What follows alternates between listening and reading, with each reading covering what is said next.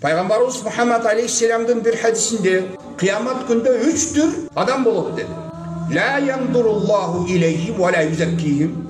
Allah алар тарапқа ешқандай рахмат, мейірімді назары түшпейді дағы, алардың күнәлерін дағы кешірмейді деді. Ал 3 категориядағы адамдар, бұл қарып қалған ақсақал зинақор, қолында еш нәрсесі жоқ, кембағал болған бірақ қиынсынған текебер, анан елдің үстінде тұрған Құдайдың жердегі көлөкөсі болған падышаның жалғаншылығы.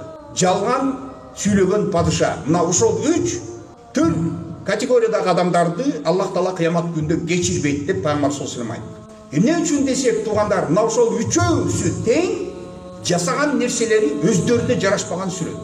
Адам текебир болуп кыйынсынышы мүмкүн. Качан? Эмне менен?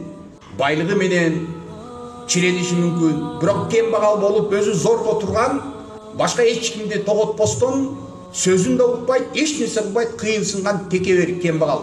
Кыйынсына турган бир жарашыктуу нерсеси да жок. Эч кимдин сөзү ал адамга сөз эмес, ал адамга эриж эмес, бар ишин кыл деген мына ушундай кембагал. Дагы карган аксакал зынакор. Зынакорлукка барган бул негизи туугандар бул жаш организм болуш керек. Бұл мастық, жаштық бұл шайтандың бір ошол оттың бір чекеси. Жаштық менен мисалы адамдардың жасап қойған анча-мынча күнөөлөрү, кемчиликтери ошол жаштық деген нерсе менен жуулуп кетет. Эми туруктуулук жок, көчүгү бир жерде турбаган жаш деп ошол нерсени түшүнгөн аракет кыласыз. Бирок туугандар, карып калган кезде бұл адамдың өзінің табиат, бұл адамдың денесіне өзінің тәсірін беріп отыр. Қарған адамдың потенциясы, қарған адамдың организм бағы жаштың организм емес. Бірақ бұл ошол қарыса дағы өзінің неберелерімен тең болған қыздардан көзін албай, соқтанып шелекейін ағызған зинақор чал.